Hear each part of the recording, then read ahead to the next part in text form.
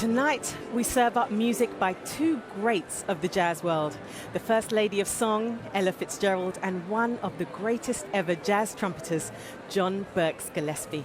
I'm sure you'll know him better as Dizzy Gillespie. Welcome to the BBC Proms.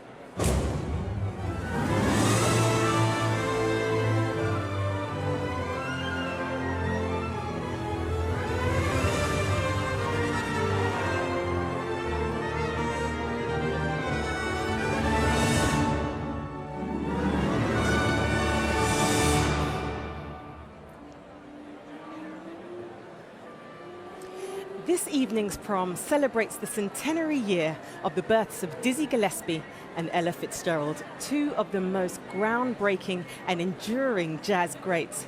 Stepping into their shoes is not going to be easy, but we have two of the biggest names in jazz today to take up the challenge. Grammy-winning American singer Dianne Reeves and Australian multi-instrumentalist and trumpet virtuoso James Morrison. They'll be joining the BBC Concert Orchestra, conducted by the Hollywood legend John Mauceri. It promises to be quite a night. Hello and welcome. I'm YolanDa Brown. I grew up listening to Dizzy and Ella's music, and as a saxophonist, I've been hugely influenced by the both of them. Ella's scat singing was like listening to a lead instrument in itself. Her tone so pure, and her phrasing had such a unique rhythm. Dizzy's combination of styles was pioneering, and his improvisations a rhythmic thrill. I love how he dared to be different, and in doing so, inspired and gave to so many.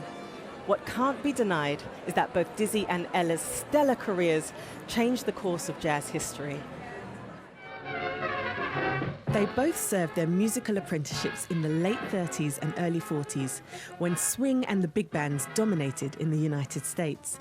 Dizzy would go on to carve a new path for jazz as a key player in the birth of bebop and one of the first musicians to fuse Afro-Cuban and Brazilian rhythms with jazz. The development of bebop would also mark a turning point in the career of Ella Fitzgerald.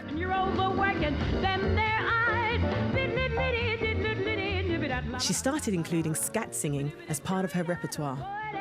Along with her pure tone, it would become her trademark sound in a career that lasted over 50 years and saw her release over 200 albums. Paying tribute to these giants of the jazz world tonight, on trumpet, James Morrison, who was mentored by Dizzy Gillespie himself. He called James one of the best.